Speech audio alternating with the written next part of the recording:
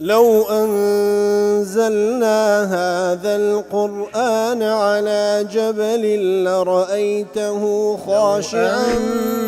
أنزلنا هذا القرآن على جبل لرأيته خاشعا أنزلنا هذا القرآن على جبل لرأيته خاشعا متصدعا من خشية وتلك الأمثال نضربها للناس لعلهم يتفكرون.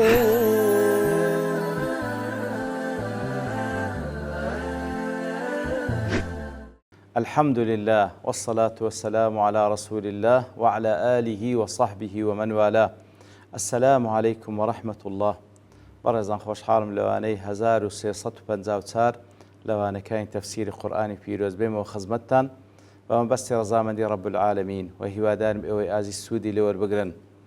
أعوذ بالله من الشيطان الرجيم. بسم الله الرحمن الرحيم. ولقد أرسلنا رسلا من قبلك وجعلنا لهم أزواجا وذرية وما كان لرسول أن يأتي بآية إلا بإذن الله لكل أجل كتاب. بەڵێ خۆشەویستان کولەوانەی ڕابردووش کەمێک لە خزمەت ئەوات پیرۆزەدا بووین.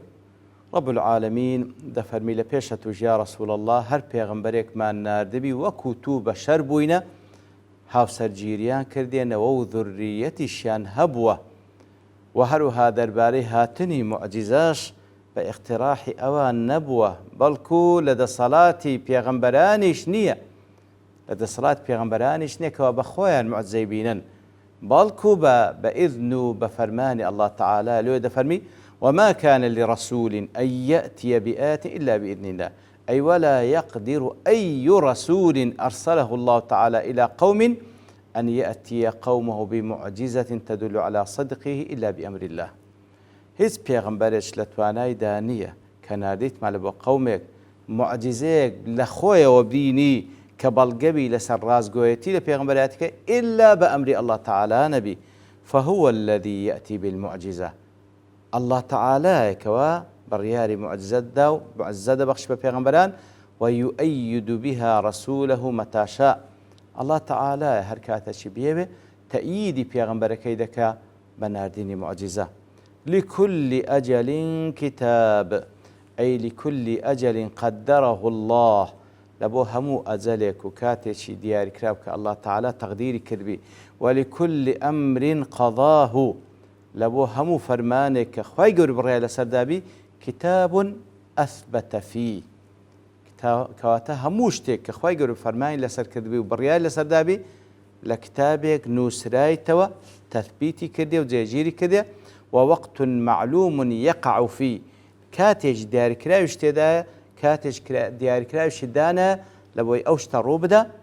لا يتقدم عليه ولا يتأخر. لو كاتا نبا بيش دكوي ندواج دكوي هموشتك لبو همو أزلق لبو هموشتك خواهي قورا مديش دياري كرا إلا خواهي قورا سبحانه وتعالى أو مدي نوسيتو لا يخوي لا لوحي محفوظ لبو كاتج دياري كراو لو كاتج رددا نبا بيش دكوي ندوا دكوي فلا تكون آية إلا بأجل قد قضاه الله تعالى في كتاب. يتلا زمني واش هيز معجزة جنا مجر الله تعالى لكتاب خوي نينوسي بيتوا لبوكاتي شي دياري كراو. واحد يدل المعنى لأجل كل أمر ووقته كتابة مثبتة كواتا لبو هموشتك ولبو كاتي أوشتاش إلا خواي قور نوسيت يو ثابتي كردية لا يتقدم ذلك الأمر على وقته الذي كتب له ولا يتأخر عنه. إتر أوشتا خواي قور نوسيت يو كان جين دبي إتر لو كاتج دبي كالله تعالى ديبي نبا بيج دكوي ندواج دكوي وكو دلي أو قولي زور بمفسرين لا تفسير واتأوي. أبو حيان دلي لكل أجل كتاب تفرموا لفظ عام في الأشياء التي لها آجال ولفظ يتي قشتية لابو همو أوشتاني كوا أجل كاتي ديار كراي خوي هي لأنه ليس منها شيء إلا وله أجل في بدئه وفي خاتمته هەموو شتێک لای ئەڵڵا تەعالا بڕایتەوە، هەموو شتێک لە دەستپێچی و لە کۆتاییەکەی هەر خوای گەورە بڕیار لەسەردایە. وذلك الأجل مكتوب محصور، ئەو شتاش لای خوای گەورە نووسرایتەوە، حەسریش کرا لەو کاتە ڕوودا کە خوای گەورە دەیەوێ. رازي دەڵێ هذه الآية صريحة أن كل شيء بقضاء الله وبقدره. أو آية زور صريحة همو شتێک بقضاء وقدر خواه، وأن الأمور مرهونة بأوقاتها، همو شتێکیش لە کاتی خۆی ڕوودا. سبحان الله، يعني أتو بەشێکە لە ئیمانمان بە قەزا و قەدەری خوای گەورە سبحانه وتعالى لكل أجل كتاب، همو شتێک نووسرایتەوە لەو کاتەش ڕوودا کە خوا دەیەوێ سبحانه وتعالى، لەو کاتەی دەست پێ دەکات کە خوا دەیەوێ، لەو کاتەی کۆتایی پێ کە خوا دەیەوێ. ئیتر يعني ڕازی بوون بەو قەدەری خوای گەورە سبحانه وتعالى اطمئنانێکی قەلبیت پێ دەبەخشی. ئەگەر ڕازی نەبی ئەم لێ الإنسانی ما تەمەنا، بە تەمەنای تۆ نەخێر، پێویستە تەسلیمی قەدەری خوای لەبەر ئەوەی کە خوای گەورە بڕاندیتیەوە و یەقینیشت بۆی هەبی،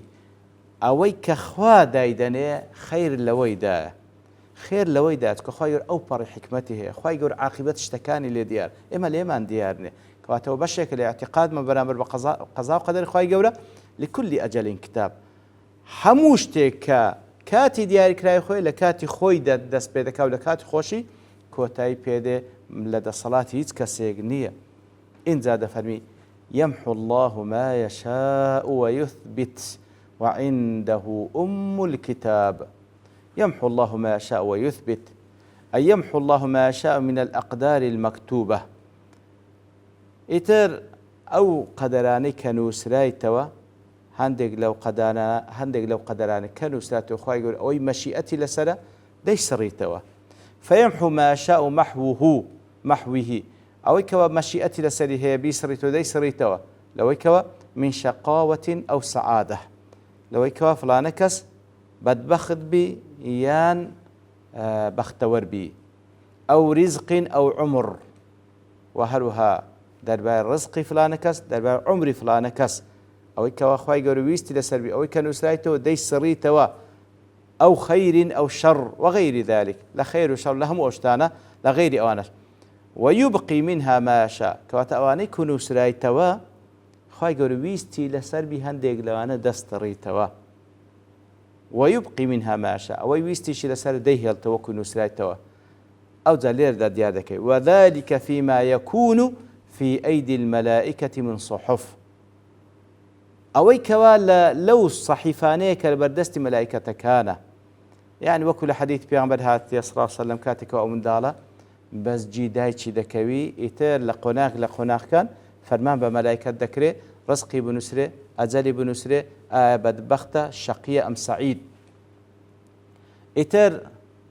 ئەوەیەکەوە لەبەردەست مەلایکەتەکانە خوای گەورە فەرمانیان پێ دەکات. بەڵام ئەوەی کەوە وعنده أم الكتاب، أم الكتاب کە لەوح المەحفوظە لای خوای گەورە سبحانه وتعالى، لە ئەوەی لە أم الكتاب تەثبیت کرا ثابتە گۆڕانکار بەسەردانایە. بەڵام ئەوەی کەوا گۆڕانکاری بەسەردادێ ئەوەی کەوا لەبەردەستی مەلایکەتەکانە و ئەوەی کەوا فەرمان بەوان کرا بنووسرێتەوە، یعنی فەرمان بەوان کرا بنووسرێتەوە، ئیتر ئەوەیە کەوا خوای گەورە گۆڕانکار بەسەردادێ وەکو ئەحادیثی پێغەمبەر صلی الله علیه وسلم کە دێ باسی دەکا. بەڵام لە لۆح المەحفوظ نەتیجە نیهائیەکە هەمووی نووسرایتەوە، کۆتایی پێهاتیە. بەڵام ئەوەی کەوا فيما أيدي باڵێن في أيدي الملائكة من صحف، ئەوەی کەوا لەبەردەست مەلایکەتەکان لە سەحیفەکان، ئەوەیە کەوا مەجالی ئەوەیە کەوا خوای گەورە سبحانه وتعالى هەندێک لەوان دەسڕیتەوە، هەندێک لەوان جێگیر دەکا.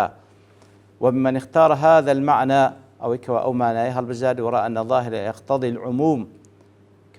کەوا دەبین ظاهری ئاەتەکە هەموو ئەو شتانی کەوا باسمان کرد وەکو شەقاوە و سەعادە و ڕزق و عمر و خەیر و شەڕ کەوا هەمووی دەگریتەوە. ئەو زانایانەی کە ئەو هالێکی دەنەوە کە دەربارەی ئەو سەحیفانەی کە لەدەست مەلایکەتە وەکو قورتبی و ئەبو سعود و شەوکانی، و هەروە لە سەلەفی ئومەتە وەکو عومەری کوڕی خەتاب، ابن عباس، ابن مسعود،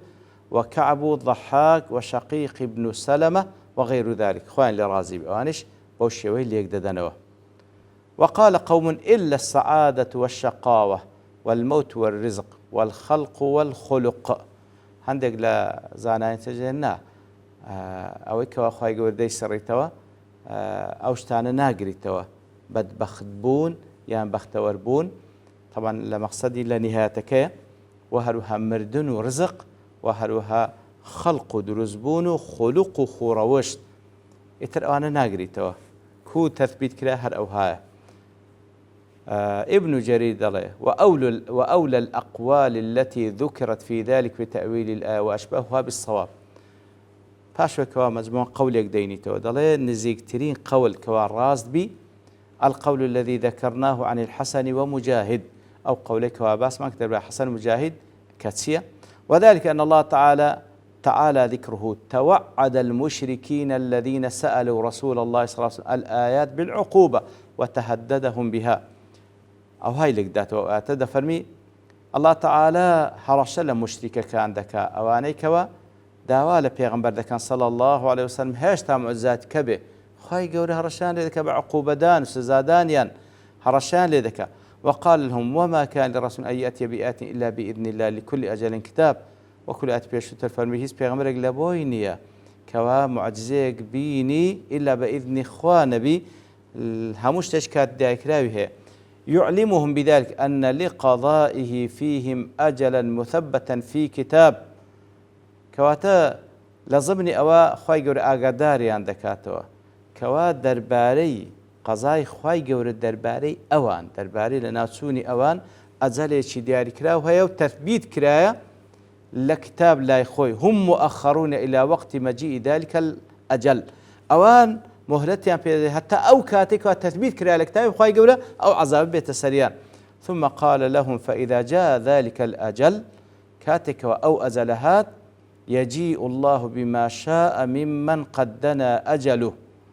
وانقطع رزقه أو حان هلاكه أو اتضاعه من رفع أو هلاك مال فيقضي ذلك في خلقه فذلك محوه كواتا كاتك وأزل ديار كراوهات يترخوا يقول لنا أوانا شيء أزل نزيق بوا شيء رزقي خلاص بوا شيء نزيق بويتو لنا وبتسي شيء بريال لسردراكوا لما كانت برزة ودابة زيندري شيء بريال سدا أو مالي لبردستي تلنا وبتي أو بريال كي زيبة زيدك أخوي جورا فذلك محو كوات محوك أويكوا